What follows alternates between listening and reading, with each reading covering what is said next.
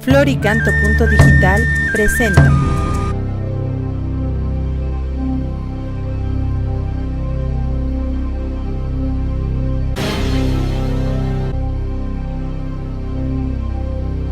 Rápidos y efectivos, con que entendamos eso basta.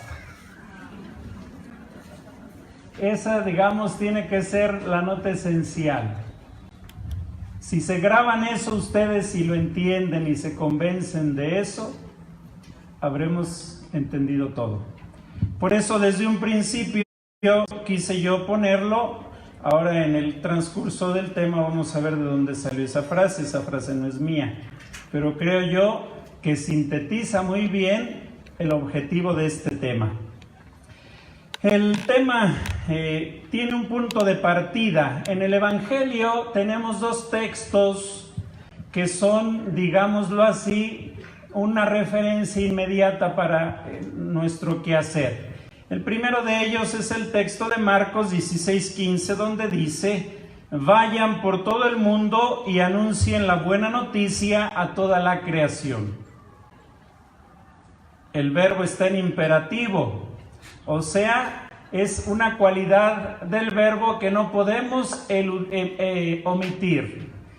Si está en imperativo, sinónimo de imperativo, ¿cuál es? Orden. Y luego tenemos otra cita de Mateo 28, 19, 20. Vayan y hagan que todos los pueblos sean mis discípulos, bautizándolos en el nombre del Padre y del Hijo y del Espíritu Santo, y enseñándoles a cumplir todo lo que yo les he mandado. Este texto también tiene verbos en imperativo, o sea, son órdenes que Jesús en su Evangelio nos da. ¿Cómo la Iglesia entiende esto? ¿Qué quiere decir esos verbos? ¿Por qué tan importantes? Porque en ellos la Iglesia descubre el mandato misionero que los discípulos han recibido. Contiene una explícita referencia a la proclamación y a la enseñanza del Evangelio, como dice, enseñándoles a guardar todo lo que yo les he mandado. ¿Qué significa esto? Significa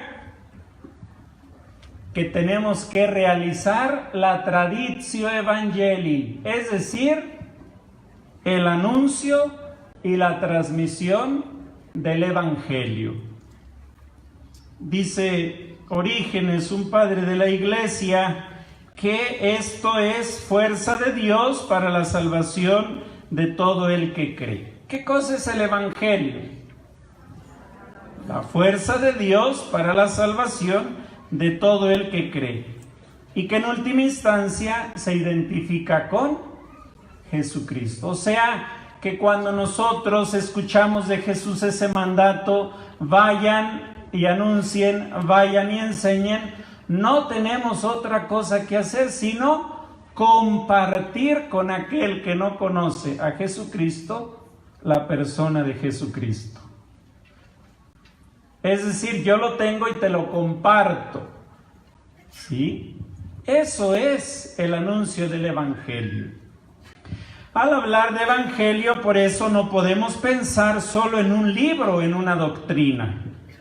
El Evangelio es mucho más, es una palabra viva y eficaz que realiza lo que dice.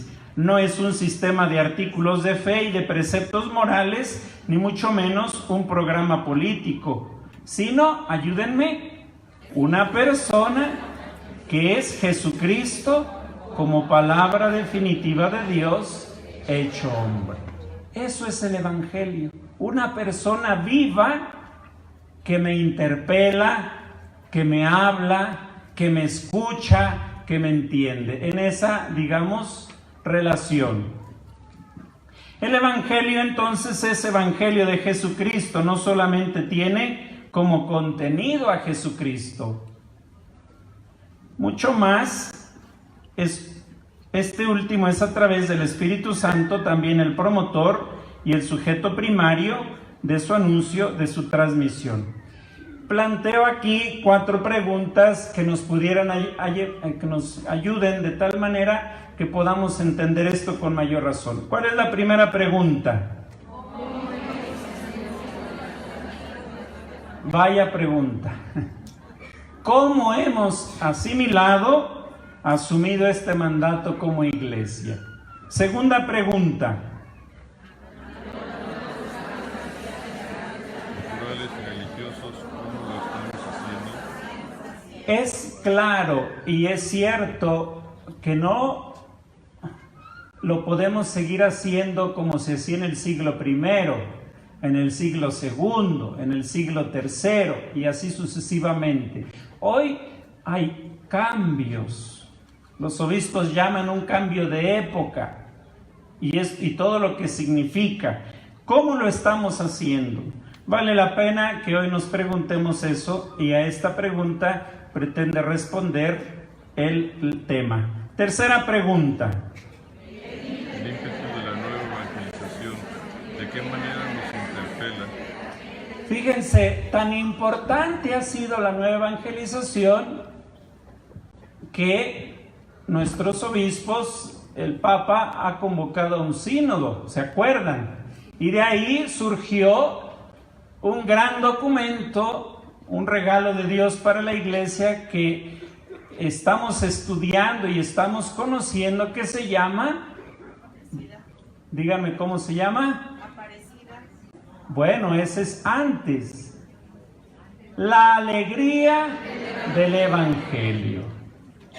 Dice el Papa, si alguien no sabe cómo actuar la nueva evangelización, aquí está, lea el documento de Evangelii Gaudium, que es una respuesta en entender la nueva evangelización. Y aquí yo me voy a fijar de modo específico en 5 notas esenciales. Y luego la cuarta pregunta, la que quiero responder, ¿cuál es? ¿Qué es lo esencial? Cuando nosotros nos detenemos en lo esencial, lo secundario es secundario. Con esta introducción yo pretendo exponer el tema en 3 partes. La primera de ellas es la transmisión de la fe. ¿Qué significa eso? Segundo, la pedagogía de la fe.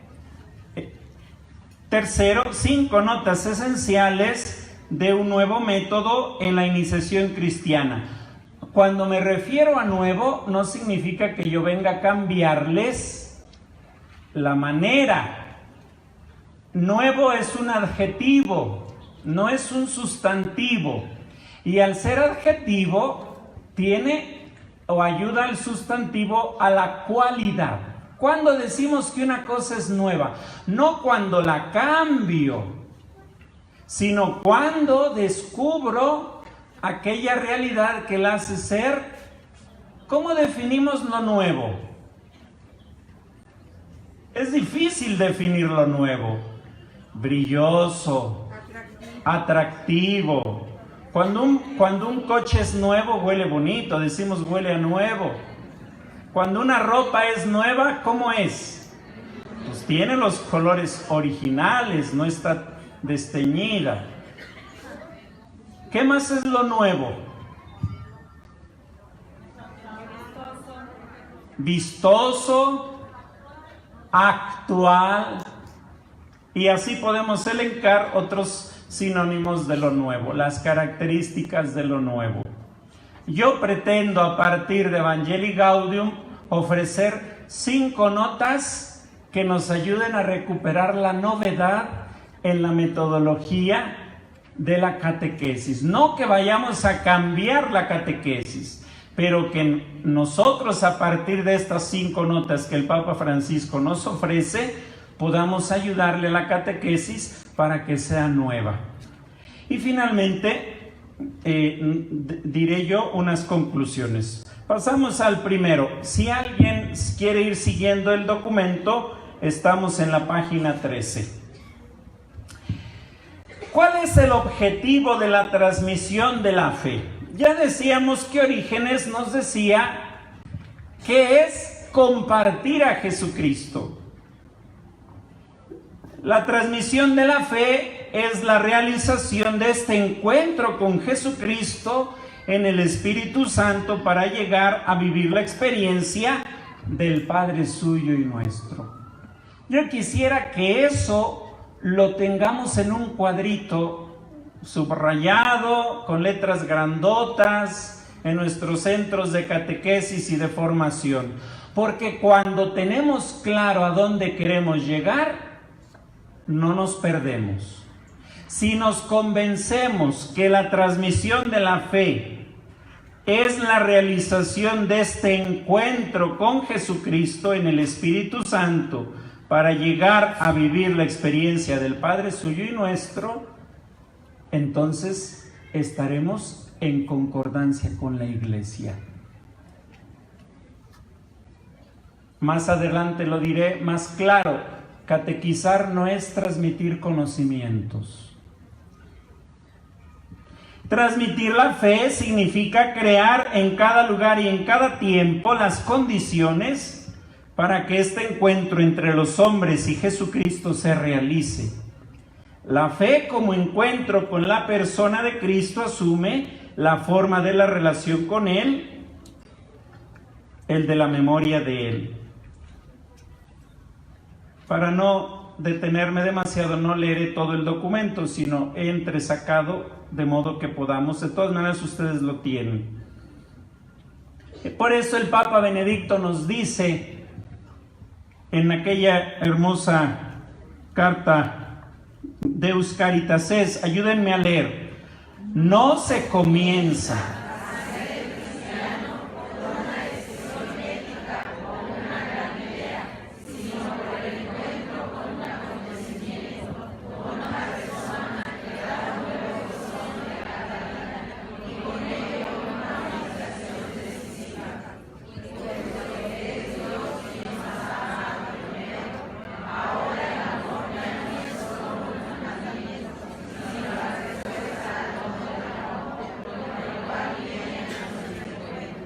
Qué hermoso texto del Papa Benedicto. Nos está diciendo, no es las ideas, las ideologías, no es el pensamiento lo que nos lleva a ser cristianos. Puedo ser egresado de la del Pontificio Instituto Litúrgico, Bíblico, Patrístico, cualquiera, y al final no ser cristiano. El ser cristiano se da a partir de una palabra clave. ¿Cuál es? El encuentro con la persona de Jesucristo. Y el encuentro supone una relación personal, donde dialogamos, donde incluso sabemos a qué huele,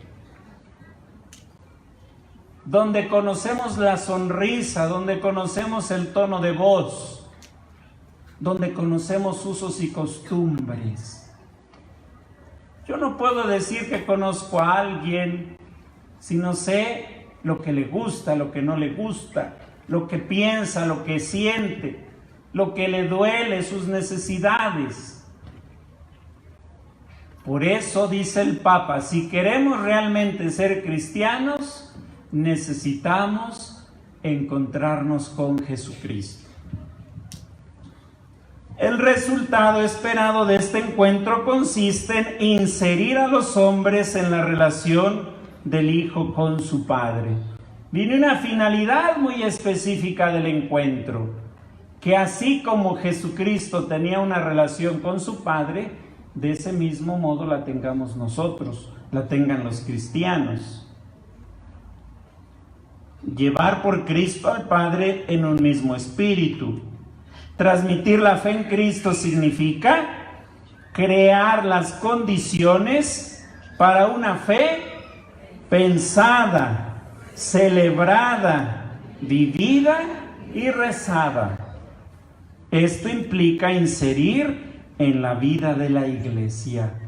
Fíjense que aquí esta definición que digo aquí tiene mucho que ver con la palabra iniciación. La iniciación, más adelante lo diremos, no es otra cosa sino ayudarle a las personas para que encuentren los elementos para también ellos ser cristianos como nosotros. De tal forma que si va a misa no se quede viendo y diga ¿por qué eso? ¿Por qué ese color? ¿Por qué aquello? De tal modo que sepa cómo comportarse, una vida moral, de tal forma que sepa cómo rezar.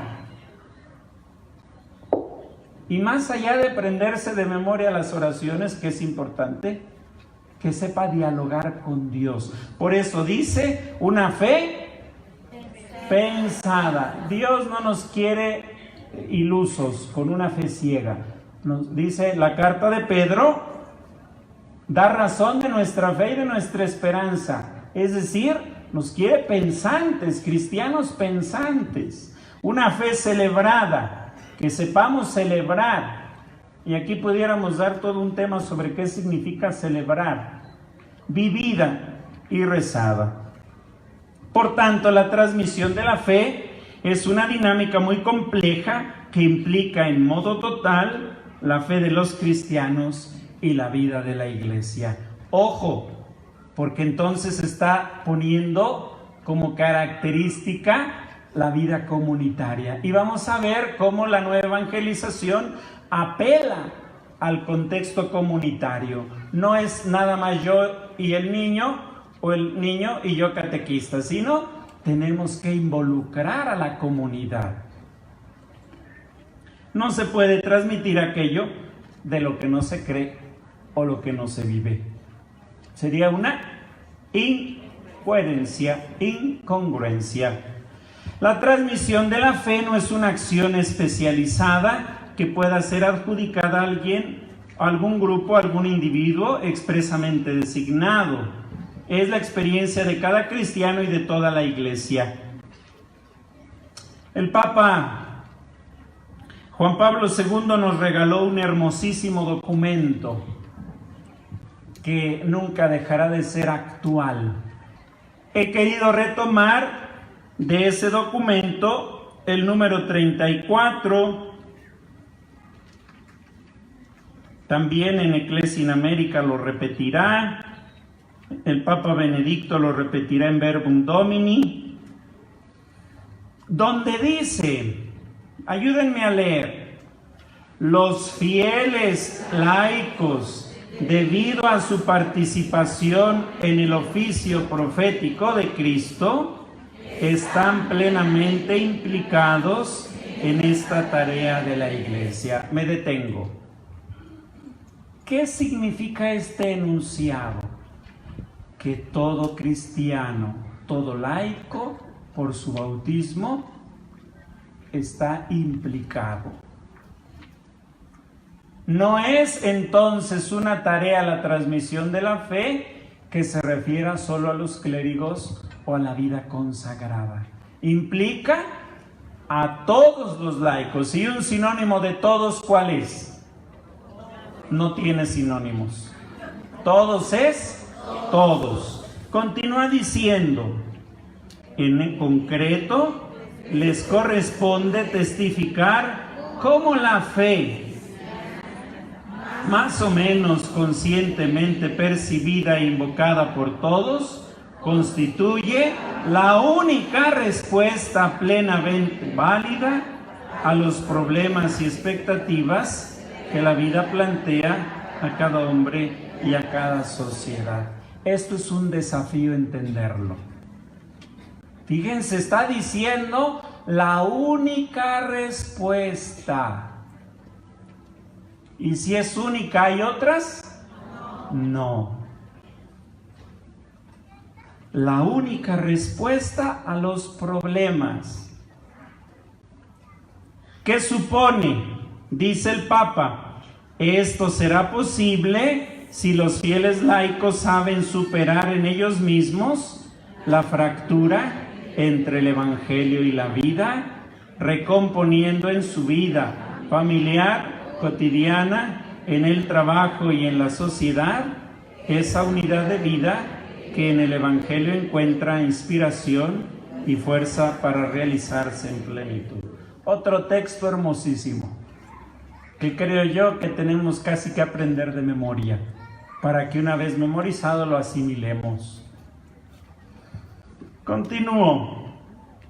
La transmisión de la fe entonces se llama evangelización.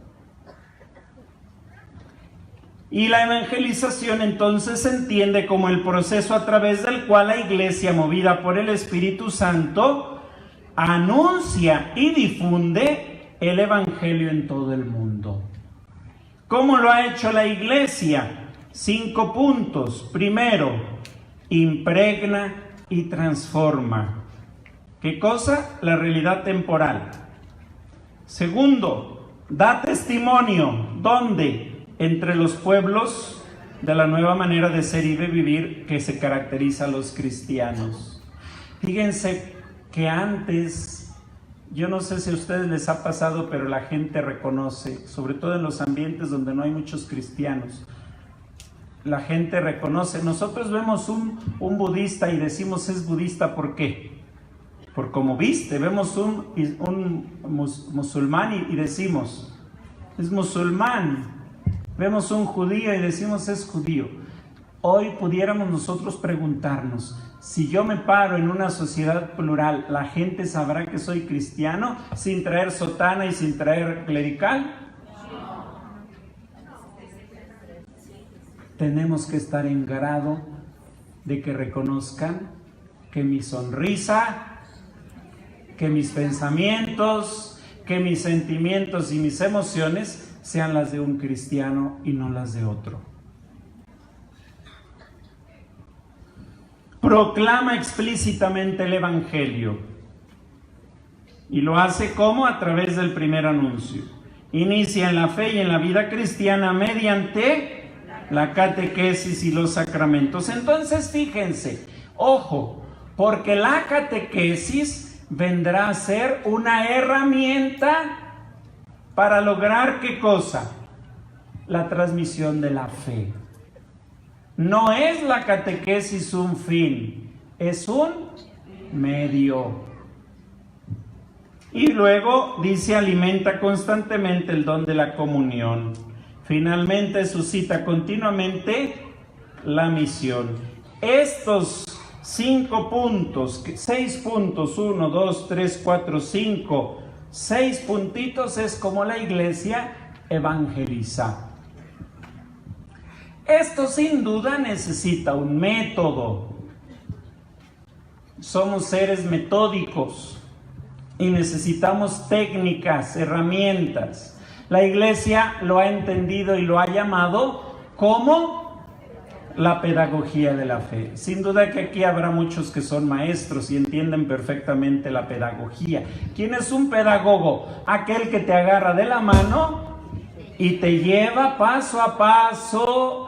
¿Cómo se dice el título de nuestra conferencia? Una pedagogía que lleve a las personas paso a paso a la plena asimilación del misterio. Ahí está la clave. Si tú quieres ser pedagogo, necesitas conocer. Yo no te puedo llevar en un laberinto que no conozco.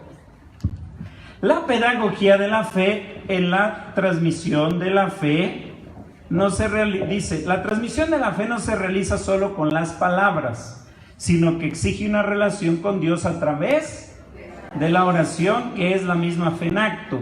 En esta educación, en la oración, es decisiva. ¿Por qué la liturgia? Van a decir, el padre, porque es liturgista, nos presume que es lo más importante. No, porque nosotros, por eso el título dice, queremos iniciar a los niños, a los adultos en el misterio. Y yo no les voy a hablar del misterio en otro lugar y en otra parte, ni desde otra perspectiva que no sea como la Iglesia celebra el misterio, es decir, a través de la liturgia, con su propia función pedagógica. ¿Por qué el año litúrgico? Pues porque es el esquema pedagógico que a los cristianos nos sirve para ir paso a paso ¿Por qué los colores? ¿Por qué las flores? ¿Por qué a veces no hay flores? ¿Por qué a veces hay música? ¿Por qué a veces no? Porque son signos que van a permitirnos reflejar, inducir, proponer el misterio. El día jueves fuimos a la consagración del nuevo templo parroquial de la parroquia de Santa Teresa del Niño Jesús. Y me llamó mucho la expresión de la gente, porque empezamos la misa eso de las 6 y algo. Cuando el rito llegó al momento que se tenía que encender las velas del altar, estaba oscuro el templo. En el momento en el que el Padre encendió las velas del altar y se encendió la luz del templo, la gente dijo: ¡ah! Eso es mistagogía. Estoy seguro que esa expresión y esa experiencia jamás en la vida se le va a olvidar a los niños y a los ancianos que estaban ahí. Porque el signo logró su efecto. Si yo hubiese hecho la consagración, hubiésemos hecho la consagración del templo en la mañana, el signo no hubiera logrado el impacto que tuvo. Seguimos. Una pedagogía, dice, con su función pedagógica en la cual el sujeto educador, ¿quién es? Y el verdadero maestro en la oración es... Ojo, porque entonces nosotros somos instrumentos. La Asamblea General Ordinaria del Sínodo de los Obispos, dedicada a la catequesis, que ocurrió en 1977, había reconocido como don del Espíritu la madurez registrada en los métodos que la Iglesia ha sabido elaborar para realizar la transmisión de la fe, para permitir que los hombres logren vivir el encuentro con Cristo. O sea, que en el 77 ya se reconocían métodos, y no solo se reconocían, sino que se veía como un don del Espíritu. Son métodos basados en la experiencia que implica a las personas. Se trata de métodos plurales que activan en un modo diferenciado las facultades del individuo, su integración en un grupo social, sus actitudes, sus inquietudes y búsquedas. Estos métodos asumen la inculturación como instrumento propio. Fíjense, yo ahí resalto el siguiente párrafo que quiero que me ayuden a leer. Para evitar...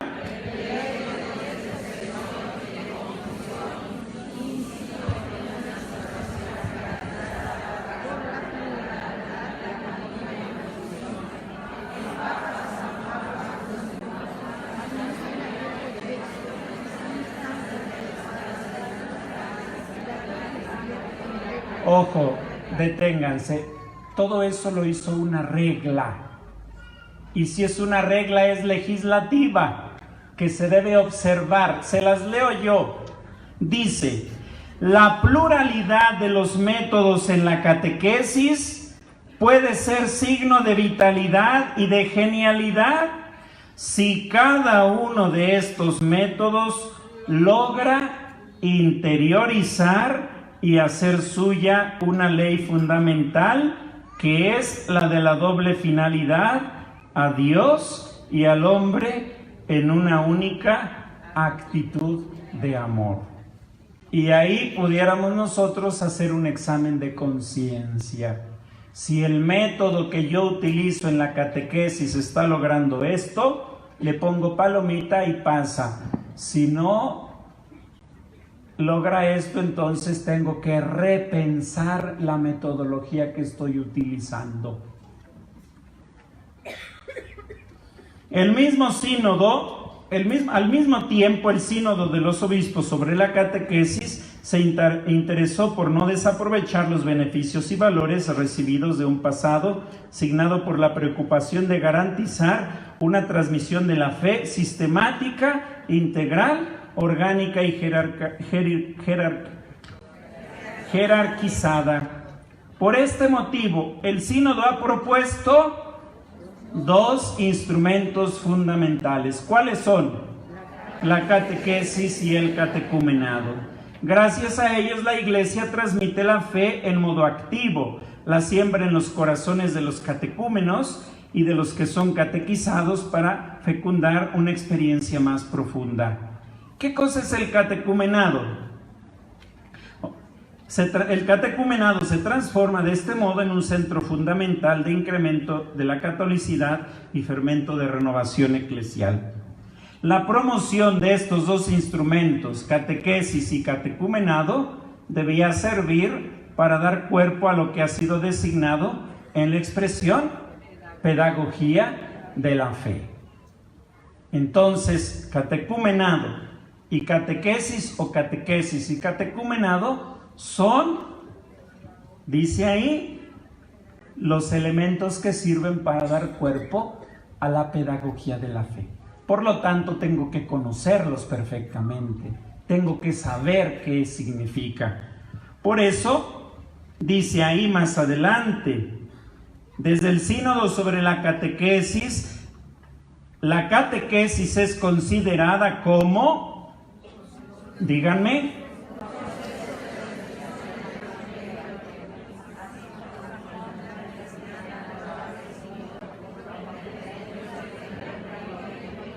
eso es la catequesis.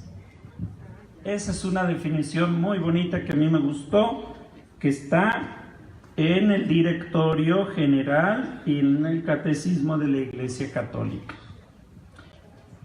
Y después entonces viene una definición muy importante, porque aquí estamos hablando de catequesis de iniciación cristiana, no es lo mismo la catequesis prematrimonial, Hablamos de iniciación cristiana. ¿Cómo se define la iniciación cristiana?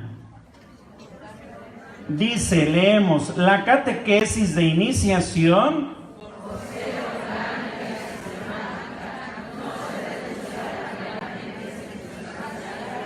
deténganse, vamos a ir por partes desmenuzando esa definición.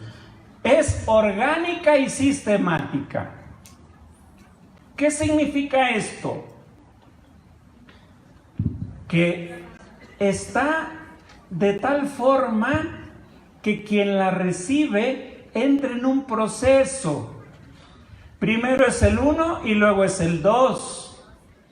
Primero es bautismo y luego comunión, no al revés. O sea, esto lo entiende perfectamente. Luego dice, por ser formación, díganme, para la vida cristiana, desborda a la mera enseñanza. O sea que no es una enseñanza solamente, va más allá. Es un estilo de vida. Por ser, se centra en lo común para el cristiano, sin entrar en cuestiones disputadas ni convertirse en investigación teológica. Aquí no vamos a hacer un curso sobre sobre la coma del capítulo 5 del Evangelio de San Juan. Por decir una cosa boba, ¿no? No queremos que nuestros catequizandos salgan teologuitos. En fin, por ser iniciación, díganme,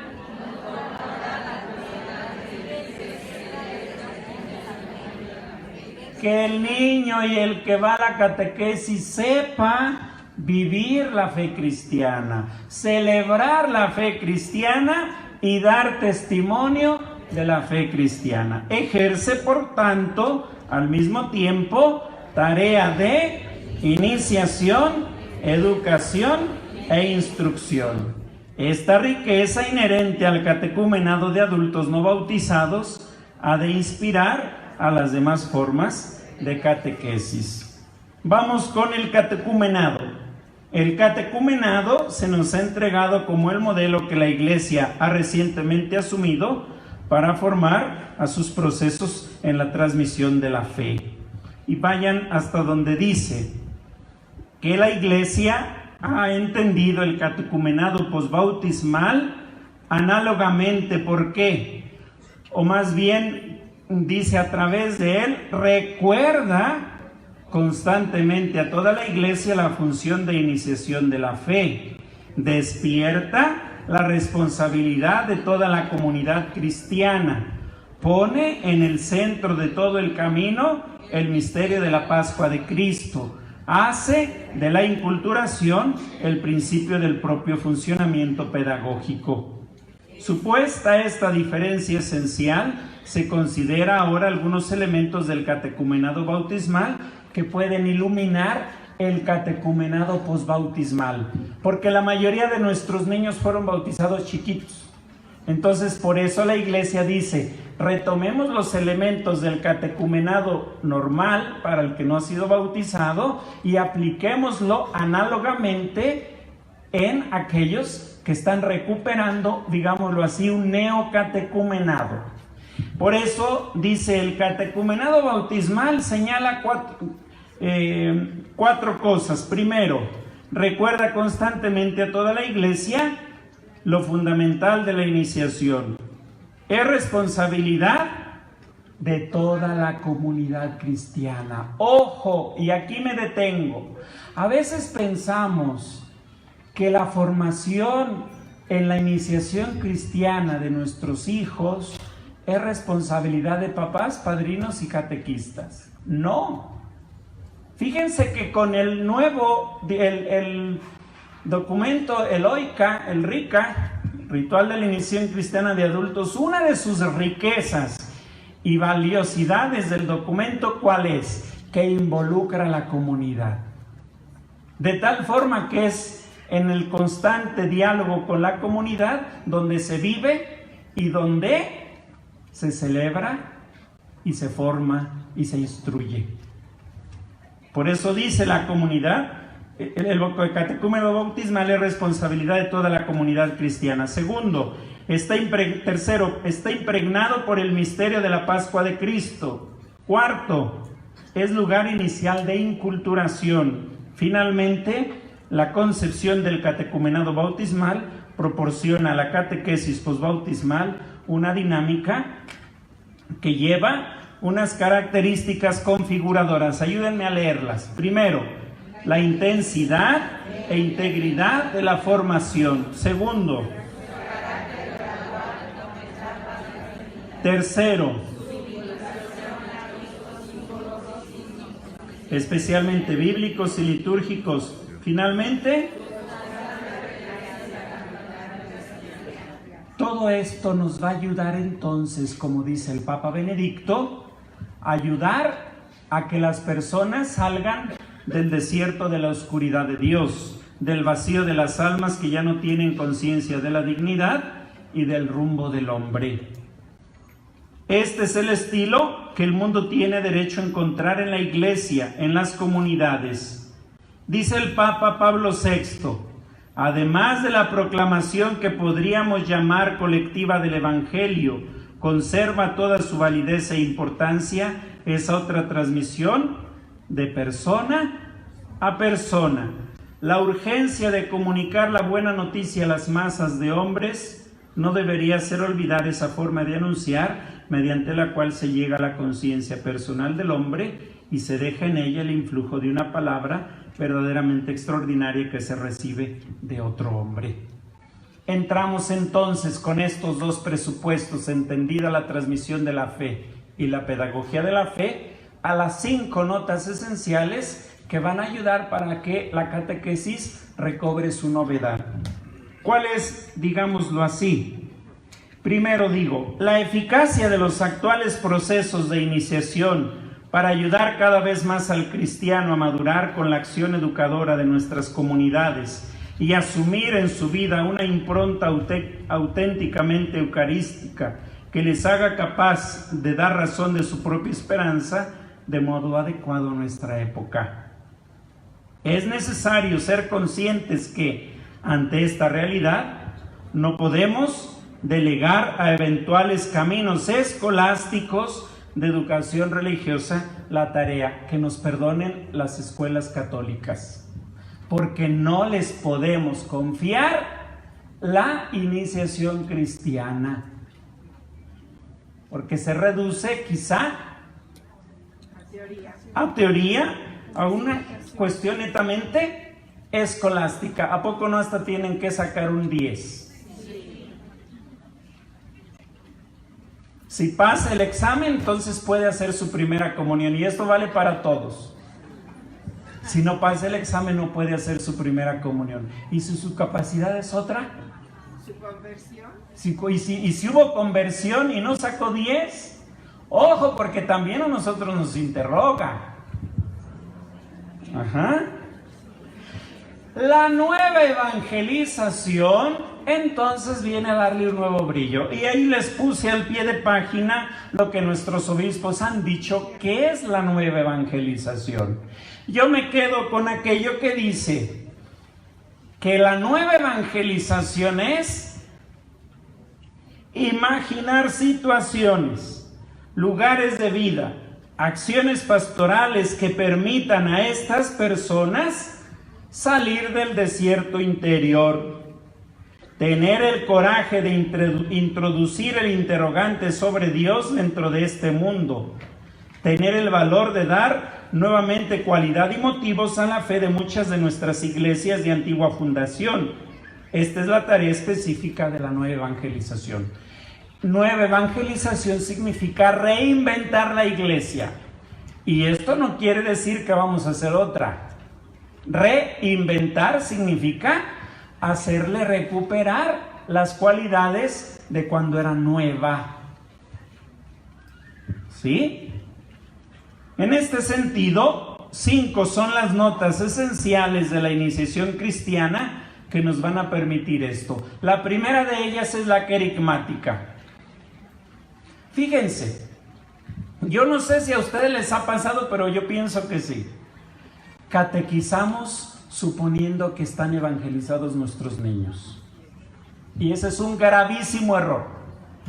Brutal. Hemos pasado a hacer de nuestra catequesis una instrucción de conocimientos cuando suponemos que ya tuvieron su encuentro personal con Cristo.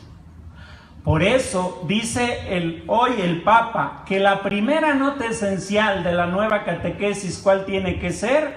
No suponer que están evangelizados y que han recibido el querigma. Si tú a un niño, a un adulto que se quiere iniciar, le das catequesis y antes no te convences si fue querigmatizado, error, porque entonces tendrás un muchacho con conocimiento, con una fe de la cabeza y no una experiencia.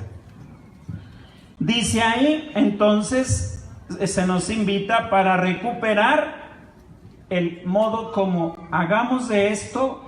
Dice, urgencia de encontrar nuevos caminos para proponer la fe cristiana, y en esto nos ayuda el primer anuncio, entendido como instrumento de propuesta explícita, o mejor aún, de proclamación de contenido fundamental de nuestra fe.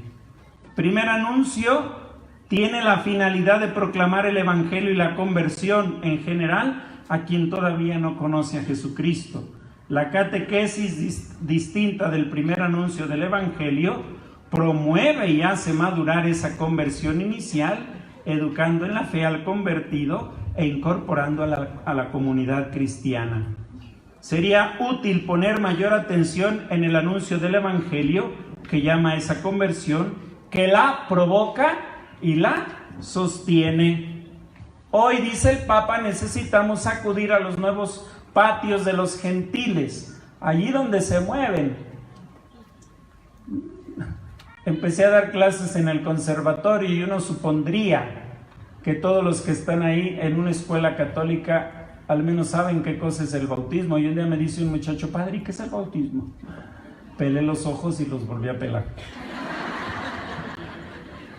Mucho menos le voy a andar diciendo que la exégesis y que la anamnesis. No, hay que antes motivarlos para eso. El Papa, la exhortación Evangelii Gaudium en los números 164 y 165 señala: hemos descubierto que también en la catequesis tiene un rol fundamental el primer anuncio, querigma, que debe ocupar el centro de la actividad evangelizadora y de todo intento de renovación eclesial. En la boca del catequista vuelve a resonar siempre el primer anuncio: Jesucristo te ama, dio su vida por ti para salvarte y ahora está vivo a tu lado cada día, para iluminarte, para fortalecerte, para liberarte.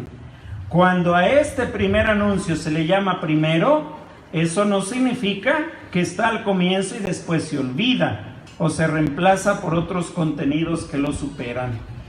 Primero es un adjetivo calificativo, cualificativo, es decir, le da la cualidad.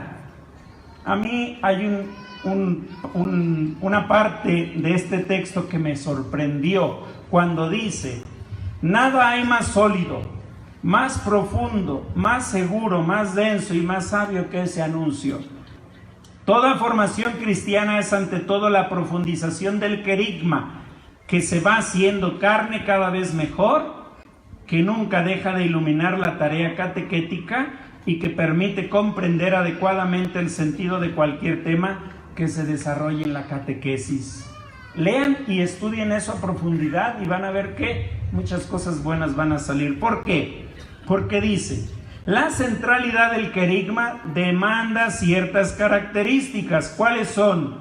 Exprese, ayúdenme, el amor salvífico de Dios previo a la obligación moral y religiosa. Ojo. Segundo, que no imponga la verdad. Tercero, que apele a la libertad, que posea unas notas de alegría, estímulo y vitalidad y una integralidad armoniosa que no reduzca la predicación a unas pocas doctrinas, a veces más filosóficas que evangélicas.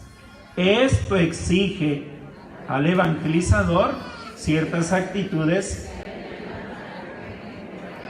¿Cuáles son?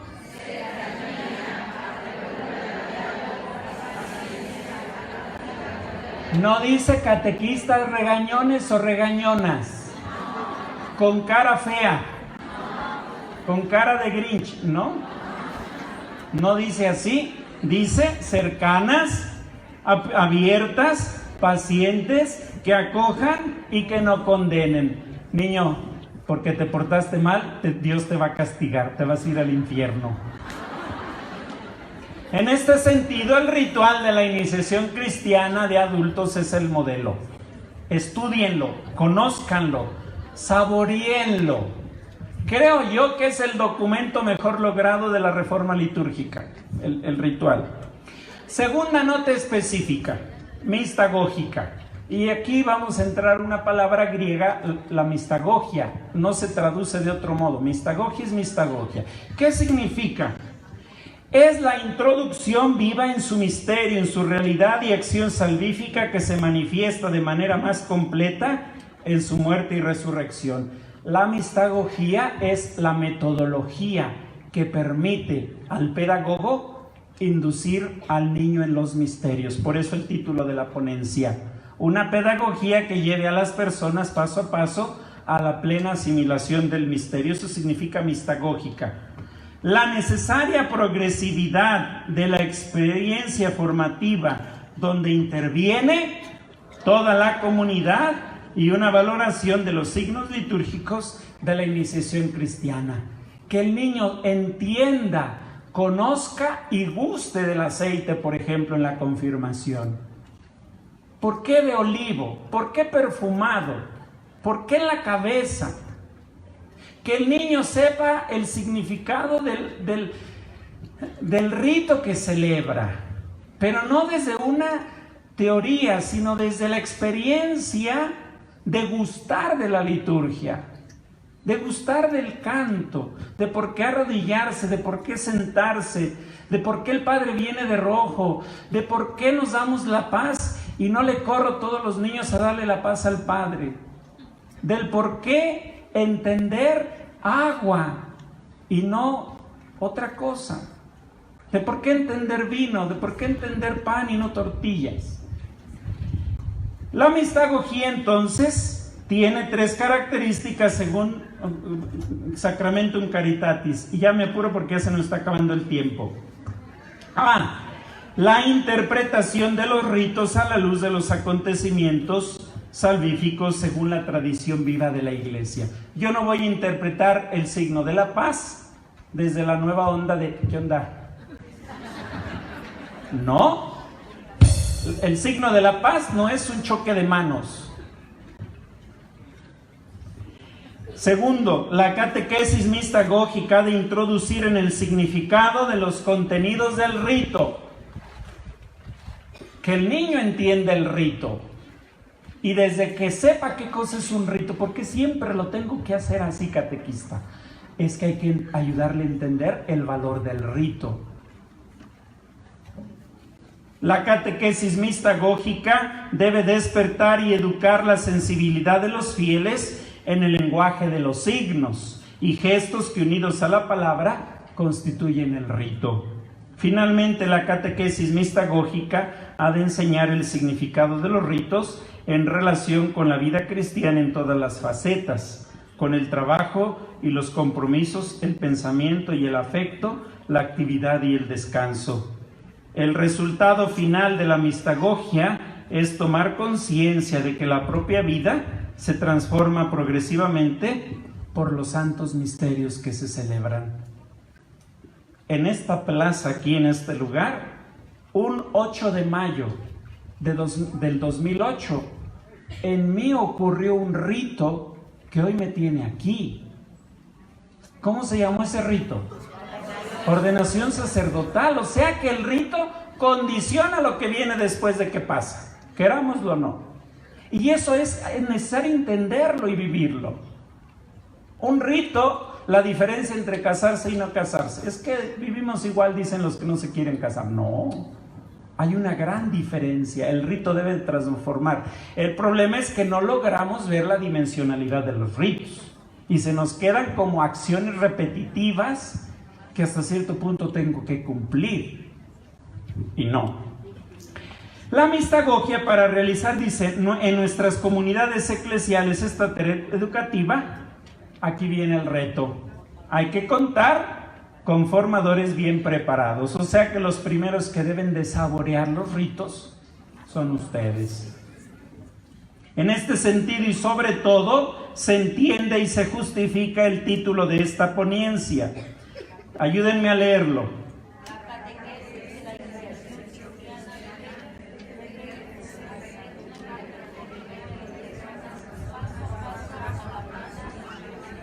Esa es una expresión hermosísima del Papa San Juan Pablo II en el documento Exhortación Apostólica Ecclesia in Asia en el número 20.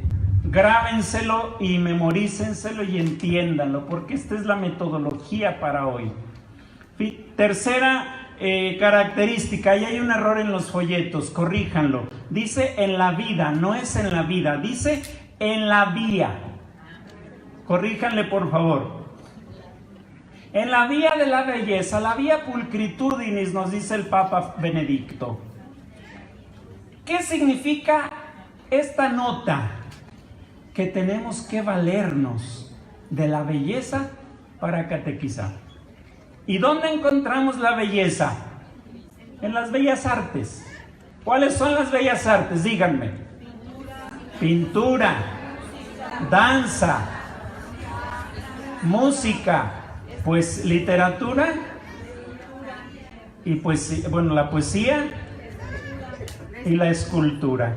Las bellas artes hoy les tienen que ayudar a ustedes a catequizar. Hace un tiempo con el maestro Eric del conservatorio analizábamos el credo de Gounod. Y el credo de Gounod, tan solo con leer la nota, entiendes qué cosa es la resurrección. Porque están las notas tristes, fúnebres, y hay un sol que al improviso sale de no sabemos de dónde, que marca la historia de la música en esa obra. Es una cosa extraordinaria. Si eso lo hacemos con la gente, con nuestros niños, para que ellos aprendan a valorar la música, por ejemplo, tengan la seguridad de que van a entender, a vivir y a celebrar con más gozo. Acabamos de ir a celebrar la misa de Nuestra Madre Santísima del pueblito a San Francisco. A mí no me da pena decirlo, cuando era el santo, a mí se me salieron las lágrimas. No porque sea sentimentalista, sino porque la música en el contexto de la misa logra ser tal que ¿qué reacción te provoca? A mí me provocó lágrimas. Es tan bella la música de este muchacho Juan Carlos que logra su fin. Por eso es importante entender, y dice aquí, no se trata de fomentar un relativismo estético que pueda oscurecer el lazo inseparable entre verdad, bondad y belleza, sino de recuperar la estima de la belleza para poder llegar al corazón humano y hacer resplandecer en él la verdad y la bondad del resucitado.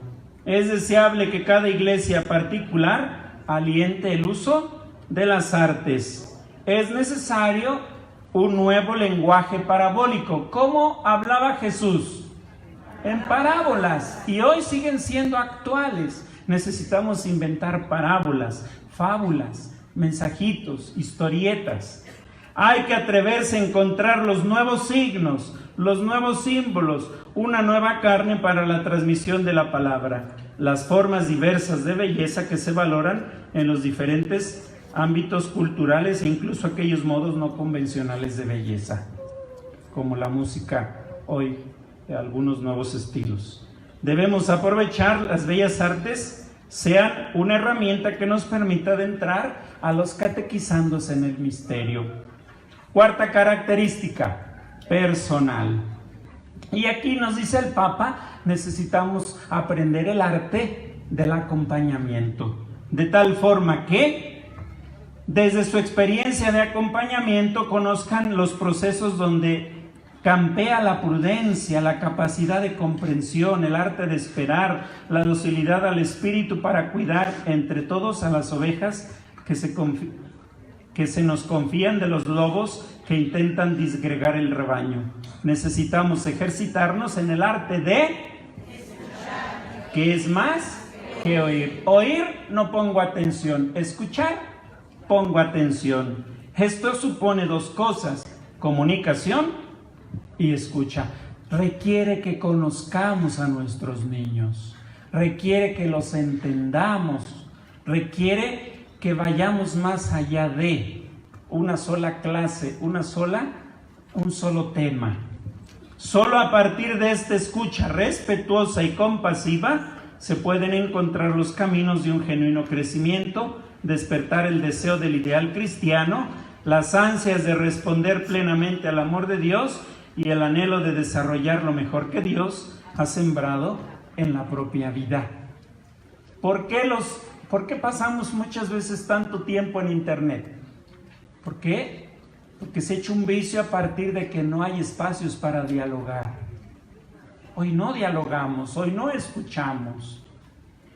El auténtico acompañamiento espiritual siempre se inicia y se lleva adelante en el ámbito del servicio a la misión evangelizadora.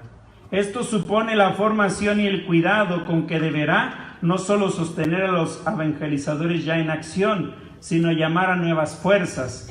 No se reducirá a una mera preparación técnica, aunque sea necesaria. Ojo, porque necesitamos, ojalá un día se nos dé en un tema, cómo acompañar, técnicas para acompañar, elementos que nos permitan hacer del arte una experiencia de acompañamiento. Quinta característica. ¿Cuál es? Y no por ser la quinta es la menos importante. Están ordenadas no porque se tuvieron que ordenar de un modo, pero ¿cuál de los dedos de la mano es el más importante? Todos son importantes, y no porque es primero, es el más importante. Igual aquí. Es indispensable que la palabra de Dios sea cada vez más el corazón de toda actividad eclesial. El estudio de las Sagradas Escrituras debe ser una puerta abierta a todos los creyentes. Y aquí me detengo en Sacrosanctum Concilium. Dice que Sacrosanctum Concilium, fíjense que recuperó que la palabra de Dios hoy se conozca en la iglesia. Claro, Dei Verbum, pero en la liturgia. Del 100% de la Biblia, en misa se leía el 33%, el 19%. No se conocía la Biblia, incluso en la misa. Vaticano II dice, ábranse los tesoros. Y hoy al año leemos el 33%, porque en el segundo ciclo leemos otro 33% y en el tercer ciclo otro 33%. De tal forma que en 3 años, ciclo A, B y C, tenemos un panorama general de los textos, tanto del Antiguo como del Nuevo. Y fíjense, ahí dice que el niño, el joven, el adulto que se forma, sepa que existen textos especiales para cada sacramento, sepa que existen los leccionarios, que la Biblia es una y que de ahí se tomaron los textos que se celebran en la misa, que no son los mismos, que tienen características diferentes. ¿Por qué se cortó aquí? ¿Por qué se cortó acá? Que eso lo sepa el niño. ¿Por qué? Porque viene aquí una nota excepcional. Ayúdenme a leer donde dice, el Papa Benedicto XVI, ¿qué cosa dijo?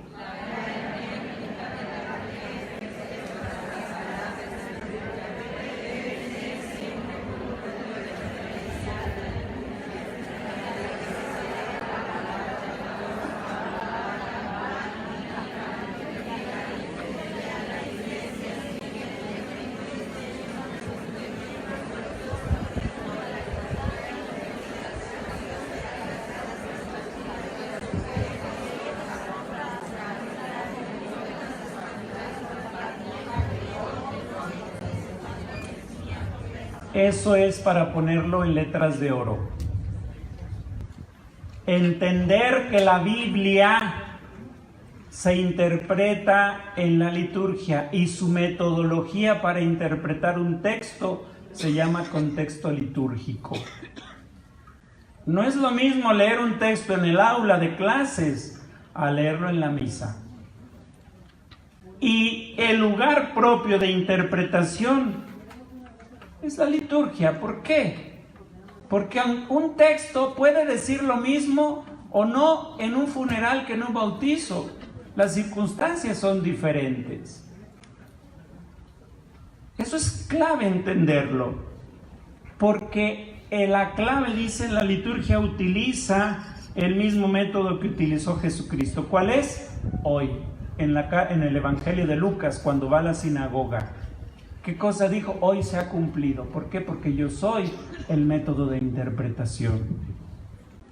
Entonces, entender esto va a ayudar a que el niño sepa por qué la primera lectura, por qué la segunda, por qué el salmo, por qué la antífona. La misa es palabra de Dios masticada, hecha oración. Ustedes estudien una oración colecta y lo único que van a encontrar en el fondo, ¿qué cosa es?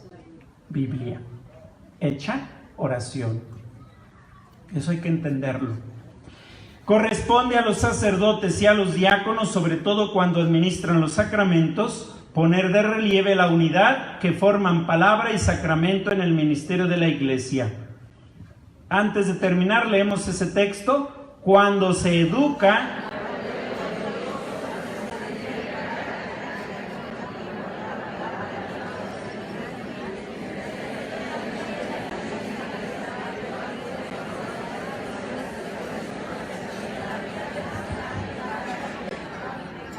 o sea que necesitamos movernos en la Biblia, manejar la Biblia, no técnica. Sí es importante técnicamente, porque es un método, es un libro y tiene técnicas de interpretación, pero necesitamos ser expertos en ese saborear la Biblia. 5 notas esenciales. Primera, díganmelas. Querigmática. Segunda. Tercera, vía de la belleza. Cuarta, quinta, otra vez porque no los veo convencidos. Primera, segunda, tercera, 4, quinto, Eso es lo que nos ayudará, queridos catequistas y agentes de pastoral, que la nueva evangelización sea hoy presente y requiere audacia. Conclusiones.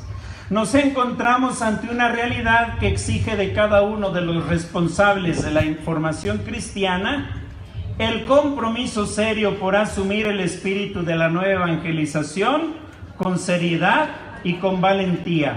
Si queremos realmente que el sueño de Jesús hoy se cumpla, de hacer una iglesia de discípulos misioneros. Entiendo que sobre todas estas cosas la creatividad evangélica ha de ser la característica primordial de nuestra misión como catequista. En algún momento el Papa Francisco decía, y con esto termino, los medios pueden ser diferentes, pero lo importante es tener presente el estilo de Jesús que se adaptaba a las personas que tenía ante él para hacerles cercanos el amor de Dios.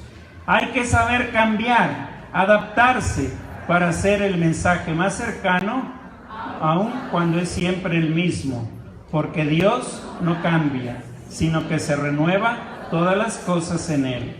En la búsqueda creativa de dar a conocer a Jesús, no debemos sentir miedo, porque Él nos precede en esta tarea.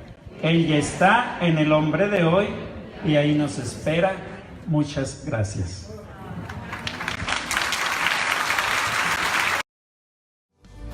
Florica.